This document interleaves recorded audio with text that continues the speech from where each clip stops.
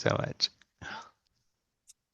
This is Karen with newclevelandradio.net, and it is time for ISMs. ISMs is a podcast on finding the positive pathway to get through our challenges of life. My guest today is Mario, and I found Mario through podmatch.com. So I am so grateful for podmatch.com because I get to meet Mhm. individuals like Mario and learn how he is getting through the challenges of life. So, Mario, as I read your bio, you um, began your journey in Egypt. You came to America. You went back to Asia for a while. Now you're in America.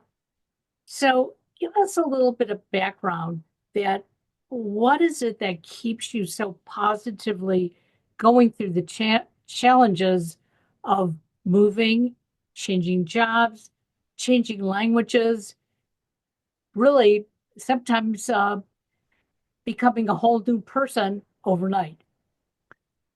That's that's actually really true. A part of me um, is hungry for knowledge and experiences.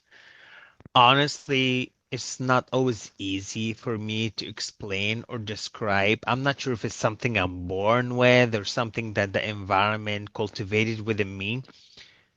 I used to say about myself that I'm experiences junkie. I want to experience so much. I want to travel. I want to see. I want to do. I want things to get done to me. I just want that does not sound good. I do not mean it that way. But Right, basically, I want to learn about life. I right. just want to, take care of myself and like learn as much as I can. And even back in 2000, when I was 17 years old, when I had the chance to come to the US and simply study English, I was hungry for the experience to actually speak English and be in a community, society, culture where English is a native language, where I can find myself in and hopefully cultivate myself within this culture. So, yeah, I am hungry for experiences. I'm in my early 40s and I'm still hungry for experiences. And I hope one day that I will be able to share these experiences. Well, you seem to be sharing them through podcasting and other venues, which we'll get to in a minute. But the culture in Egypt, and I don't know a lot about it, okay, um, but I'm sure it is different than it is here in the United States. And after 17 years, and that being inbred in you, because that's where you learned things from a very early age, you had family and friends around you that were, um, you know, living that life, speaking your language, and now you just pick up and go thousands of miles across the world because you want to learn and speak English. Now, you could have done that in Egypt, I think, correct? Well, not that way, obviously, because you can study English all you want in schools and universities, yet having the environment and culture impact on us to learn the language, that's something I was hungry for, even at young age. I can't, I honestly, I do not know how to explain it. It's It's in a okay. desire that just like it, that's how it was. Yeah, because some people actually ask me this. Like, I can't explain it from really young age. I just wanted that. It's a mysterious to me. Yeah, yeah. So, was your family encouraging for you that this is what you wanted to do? Because, you know, my youngest son moved 1,000 miles away. So he went from Ohio to Texas. Wow. And as he drove away the first day, I cried my eyes out. It was like, oh Oh, my God, my oh, baby's leaving me. oh, But sweetheart. it was 1,000 miles. It was here in the United States. I could get on an airplane Mm. and go visit him. But I can't imagine if my young son at the age of 17 had packed up his belongings to go to a whole new country, whole new culture, and be that far away. So, what was family like when you chose to make this journey? The way you have described this is pretty much close to perfection in terms of how things went on with my mother. So, my older brother who moved to the US 2 years before I did. So, I moved to the US in the year 2000, and my brother moved to the US 2 years before me, which means 1998. So when he was able to help me to come to the US and study English back 25 years ago, one, my mom said, no, I am too young to leave the country, which Egypt, and go somewhere else and experience a different culture and language. My mom actually, I learned this only like 10 years ago, by the way. My mom actually said, no, no, my son is like too young. Like, no, I cannot let him go. He's my baby. Yet my dad is the one who said, let him go.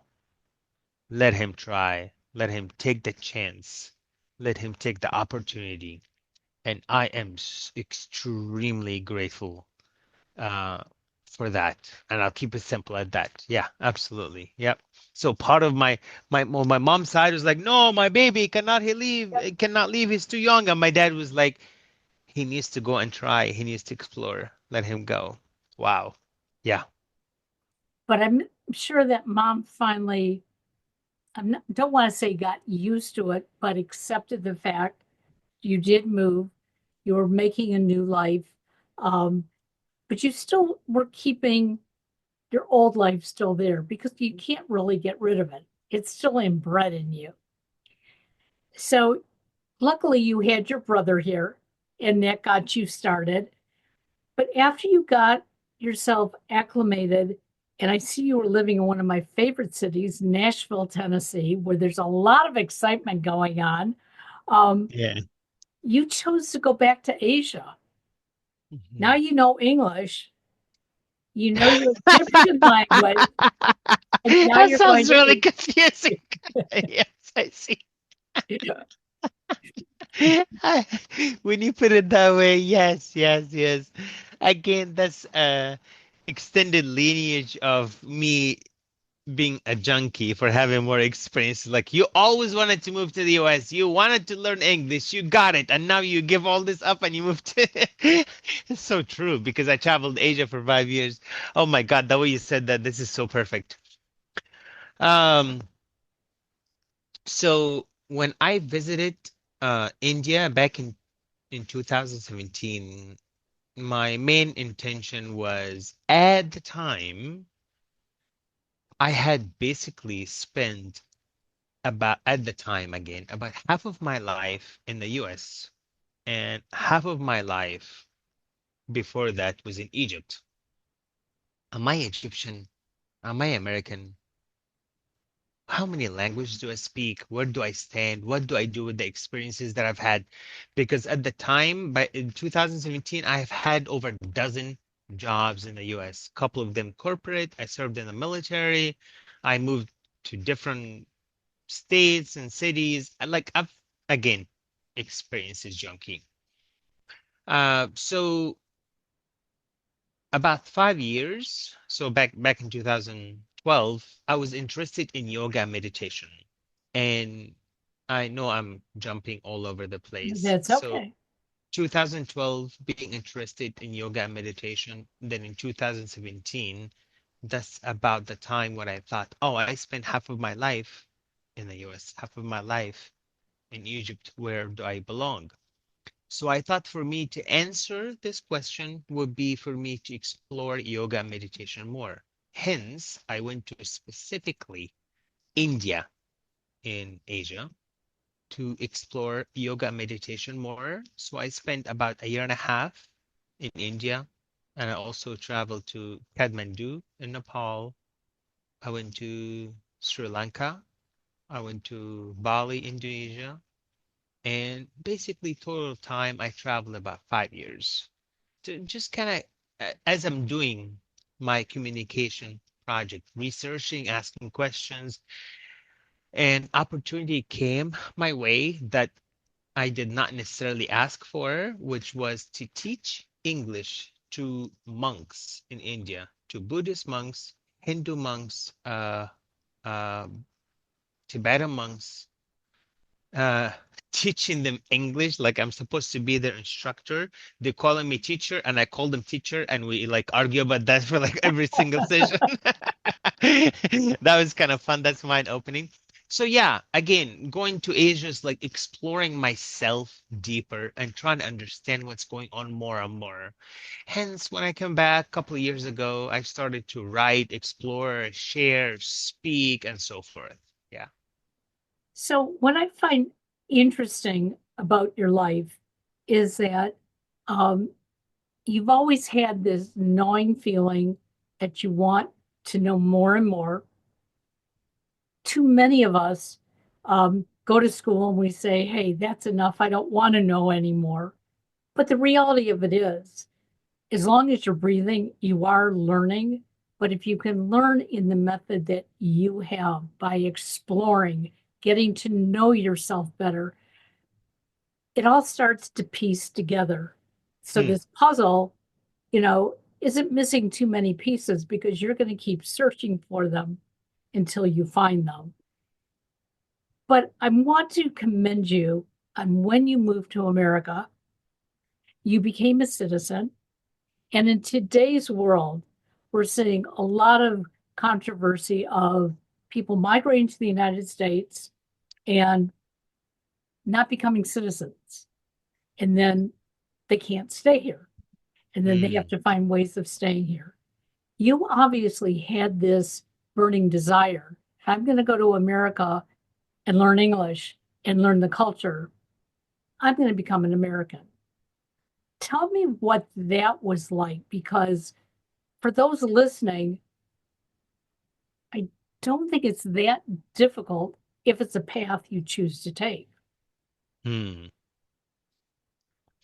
Um, so you're absolutely correct. I don't know if you guessed this or knew this, but I am a citizen, and by this time, it's been a long time here. Um, and the funny thing is, for me personally, to be very frank, I never pursue the citizenship in the US. It kind of happened. I Okay. just came to study, went to college, I started working. I had the opportunity to like join the military, and many things happened after that. I work in different corporate jobs. And during my service in the military, they actually did all the paperwork and everything for me as for my job as an IT information system technology technician. I had to have a security clearance.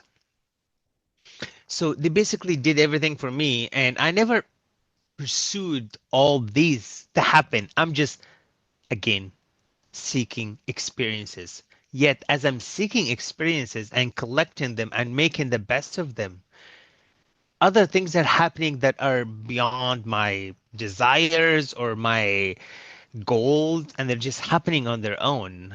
Um, I do remember, okay, this is comical. I have to share this with you. I do remember when I went through my citizenship ceremony back in 2006, which is a while ago. The we did the ceremony and they give us the small like American flag, and I know it's a little bit blurry. I Yep. apologize. It's okay. You're Uh, fine. the the cool thing is that the American flag was really cool, and on the back of it, you know what it said? No, what does it Made, say? made in China. But that's not the point Oh of this my gosh. conversation. Oh my gosh. Oh, Every single time this story gets people, yes. So, you know, it's not. I'm not sharing this with you in a way of a judgment. It's just to see the world more like in an open way. So, obviously, it was a very honorable experience to go through, especially that I got to serve in the U.S. Uh, as me being a soldier in the U.S. Navy. And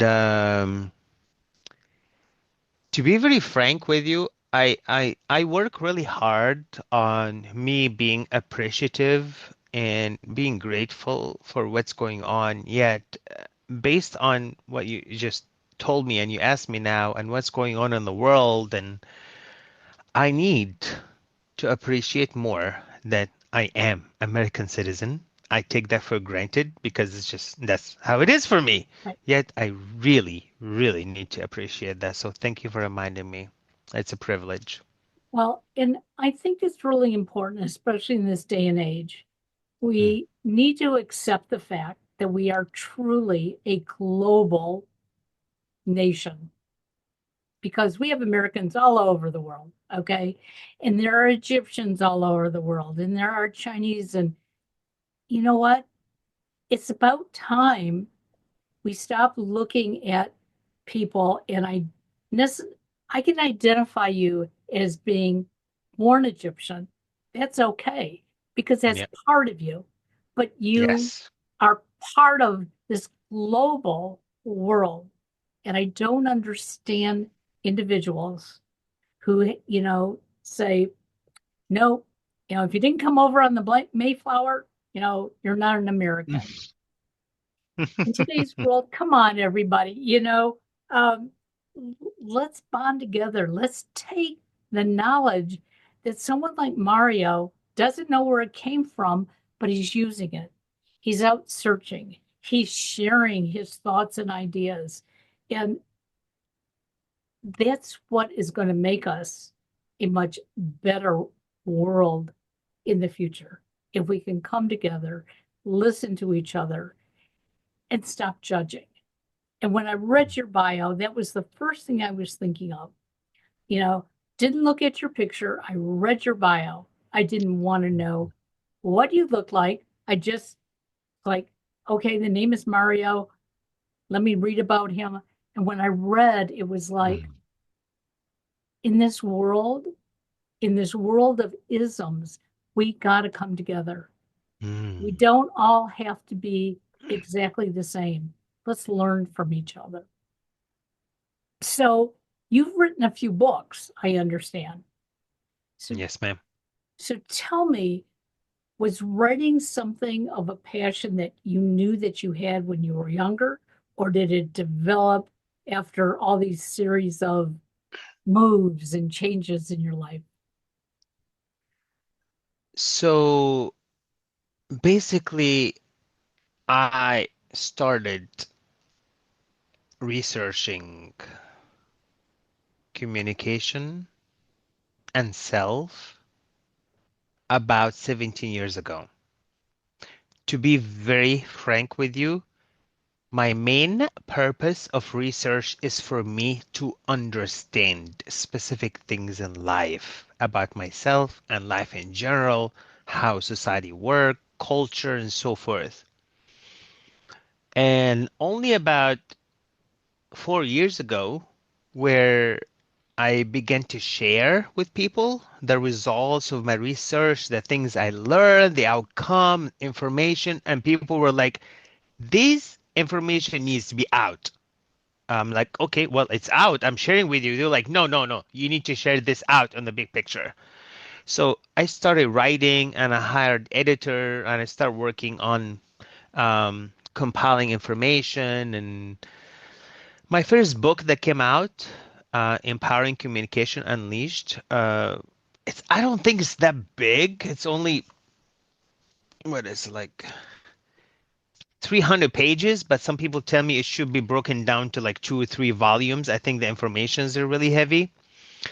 Uh, I do believe that my purpose is to make a positive dent in this world before I leave it through my research, publishing, sharing. I have an amazing marketing team that's working with me in terms of uh, compiling marketing material, posting online, and so forth. So, yeah, it's a privilege to be able to share profound information that you've collected globally. It's really global citizen. I like the phrase. But yeah, yeah.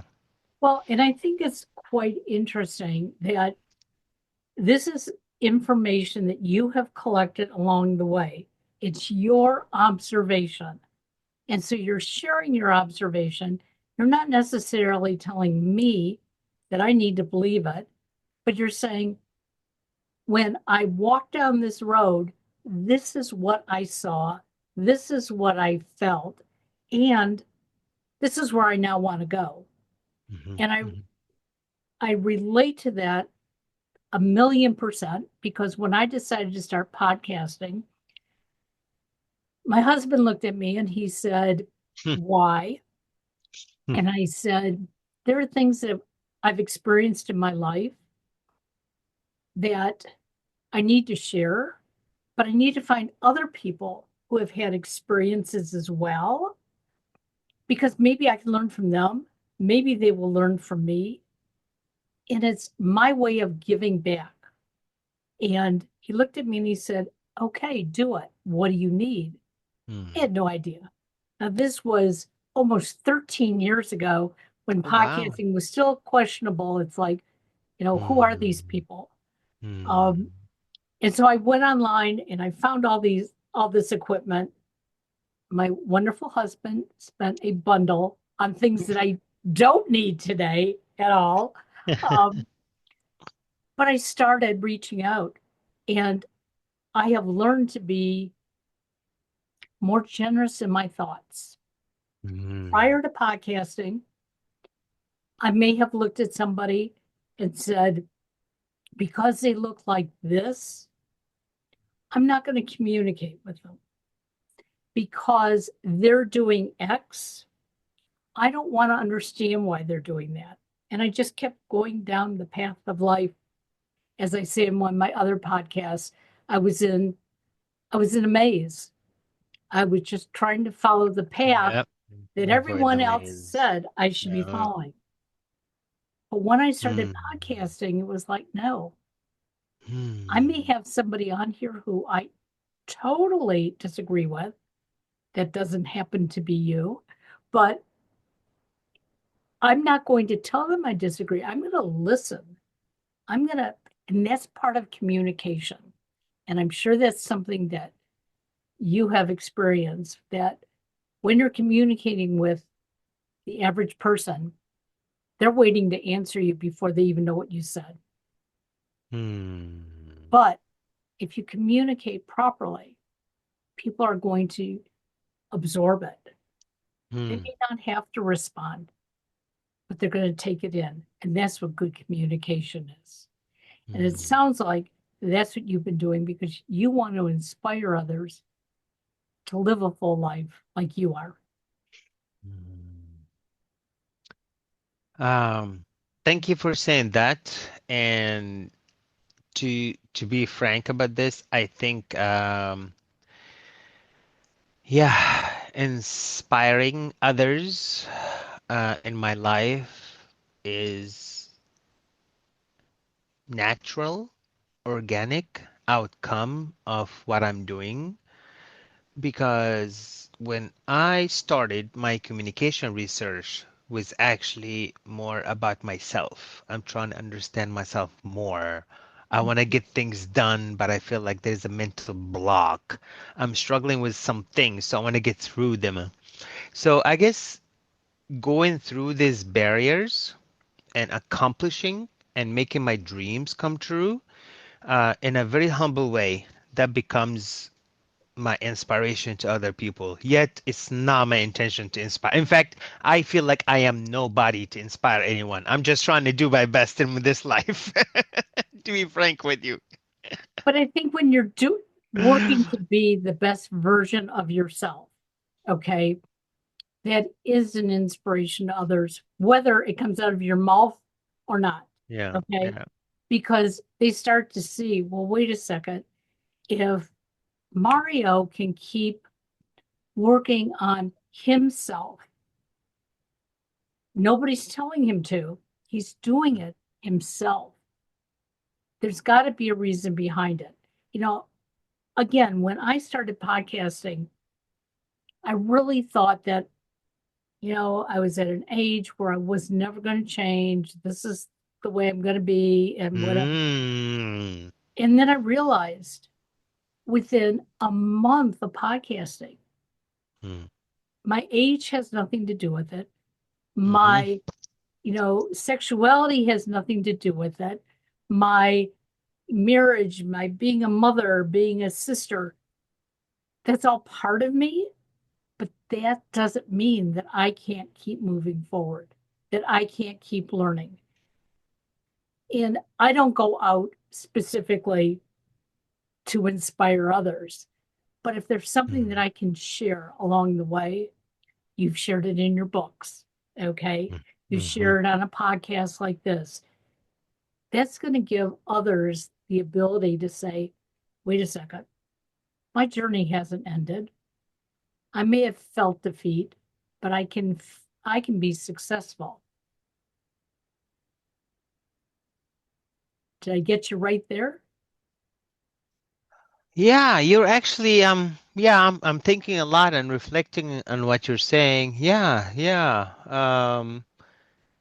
As I'm listening to you and like savoring your message, I'm genuinely curious. That's, you think I reflected on this before? Maybe I did, but this time I'm reflecting on it from a deeper perspective. Like, what's up with how intrigued I am about self-development, where it came from? And I think mainly it came from the environment that I grew up in. Uh, my conscious and subconscious mind comparing what people do, what people say, their behavior, and the results of their actions and behavior. And I was and I am the youngest in my family, so I was born in a way where at the time where most my family were mature and know what's going on, and that gave me a platform to compare and contrast and figure out where I might belong. And I realized that I don't belong to anything that I've seen, and I feel like I need to develop my own way. Um, yeah, that's very interesting, very very interesting. Yeah. Hmm. Um, And now that you say that, it's interesting because I have two older brothers. uh-huh. All three of us uh, gone in different directions. We are still very, very close, even though we're mhm, scattered. But we were sort of brought up with the notion that, my brothers would be professionals. And of mhm. course, I should get married and have a family. And if Yeah. I have an education, that's a plus. Mhm, And my parents started to see that their dreams for us started mm, changing mm, as we became young adults. And I too did a lot of pursuing. A lot of it was in my brain rather than taking it out and using it until I decided to start podcasting. And that's when it was like, I can go on this new journey. I don't have to be who mm. everybody thought I was. And I thought I would lose people along the way. And the interesting part is, I got closer to those people who I thought I was going to lose. So, Mm. my message is you can change, but it doesn't mean that you're going to lose the things that are still important to you.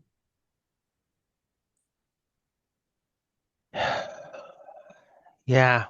Um, yeah. I don't want to look too deep into your comment of like change because we all know that in a way change is automatic process.